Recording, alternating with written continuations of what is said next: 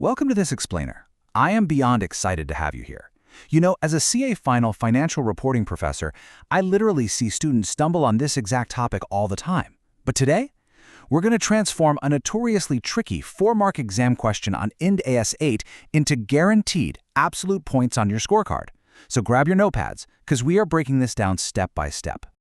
Now, why are we even focusing here? Well, mastering Indian accounting standards is basically a quarter of your entire battle. That is a massive 25% weightage straight from your syllabus. The stakes absolutely could not be higher. Every single mark counts, and getting these foundational concepts locked in is exactly what separates a pass from a fail. Okay, let's run through our agenda real quick. 1. Defining errors and estimates. 2. Case A, salary arrears. 3. Case B, omitted expenses. 4. Case C, doubtful debts. 5. Case D, insurance premium. And finally, 6. The exam golden rule. Section 1. Defining errors and estimates. The core test of Ind AS 8. Before we look at the traps examiners love to set, we need to build our cheat sheet. This is the heart of Ind AS 8 right here. On one side, we've got prior period errors. These are basically your omissions or misstatements because someone failed to use or maybe misused reliable information that was totally available when the financials were authorized. On the flip side, we have a change in accounting estimate.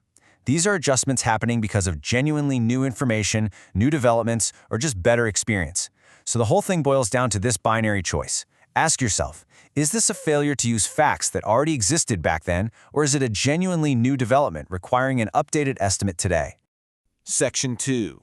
Case A. Salary Arrears. Navigating Court Judgments. All right, let's see how our core test applies to the very first puzzle. Here's how the question reads on your exam. As per the judgment of court, an arrears of salaries and wages relating to previous year amounting to 15 lakh thousand will be paid in the current year. At the end of previous year, the management of the company was of the opinion that arrears of salaries and wages would not be required to be paid, and accordingly, no provision was made at the end of previous year.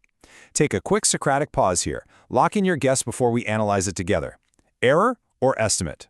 Let's break this apart. Notice that specific key word, judgment of court. That right there proves this wasn't just some oversight. Our second key word is that management was of the opinion. See, the original decision not to provide for these arrears, that was based on a totally valid expert assessment at that specific point in time.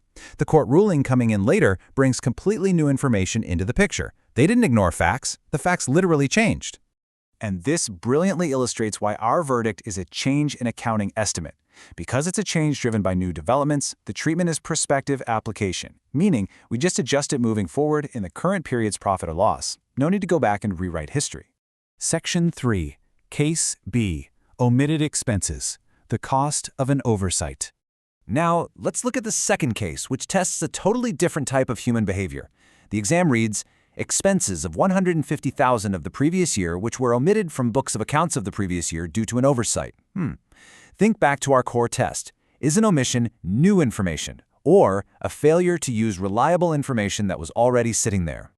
The examiners actually hand you the answer on a silver platter with one massive clue, the word oversight. This means the information, the bills, the invoices, the whole shebang, was completely available when the previous financials were authorized. It was simply ignored or missed because of human error. There is no new development here at all, just a massive failure to record what was right in front of them. Therefore, the verdict is a clear-cut prior period error, and the accounting treatment for an error under Ind AS 8? Retrospective restatement. You literally have to go back in time and retrospectively restate the comparative amounts for the prior period, basically acting as if this human error never happened in the first place. Section 4. Case C. Doubtful debts. Reevaluating asset recovery. Moving on to our third mini-mystery. This deals with one of the most common items you'll ever see on a balance sheet. The scenario says, the amount of provision for doubtful debts as at the end of the previous year was $10,000, of which debts of $6,000 were realized during the current year. Pause right here. Ask yourself, is a debtor suddenly paying up, a correction of a past mistake, or is it something else entirely? The key is understanding the nature of the account itself. Bad debt provisioning is inherently a best guess estimate based on expected credit losses at a specific time. So the subsequent realization, or cash recovery, is a brand new development. It gives us better experience regarding the asset's recovery. We made a solid estimate based on what we knew then, but now we know more because the cash actually arrived. Once again, the verdict is a change in accounting estimate. And just like our first case, it's handled via prospective application. We account for this new, better experience in the current period's financial statements without touching the prior period's financials at all. Section 5. Case D. Insurance Premium. Calculation and Billing Errors. You're doing fantastic. Let's tackle the fourth and final case of our gauntlet. This one involves a scenario where a third party is the one messing up. The exam reads, company had taken a group insurance policy. During the previous year, due to mistake of insurance company, the company paid less premium, which insurance company is demanding to pay now. Tricky, right? Who's at fault here? And more importantly, do the true contractual facts exist back in the previous year? Let's zero in on the keyword mistake. Even though it was the insurance company's mistake, the underlying contract, the policy terms, and the actual premium rates already existed in the prior period. The underpayment was simply a failure to use reliable, existing contractual information accurately, all thanks to a mathematical or billing mistake. There is absolutely no new information here, just a delayed realization of old, existing facts. So the crucial takeaway is that mistakes, yep, even those initiated by a third party like an insurance company, classify this as a prior period error. And because it's an error, our treatment is a retrospective restatement of the financial statements to correct that failure to use reliable information. Section 6. The Exam Golden Rule. Your ultimate cheat sheet.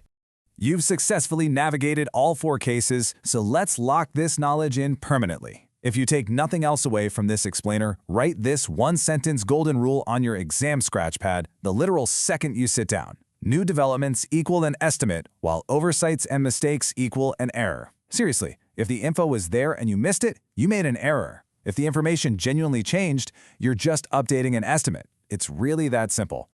I'm going to leave you with this final, provocative thought to ponder as you continue your CA final studies. We've talked a lot about oversights and mistakes today. But what if an omission is intentional rather than an oversight? What if management deliberately ignored available data to manipulate their earnings? At that point, does it stop being a simple Ind AS 8 accounting error and cross the line into a full-blown criminal investigation? Definitely something to think about when classifying financial data. Thanks so much for joining me for this explainer.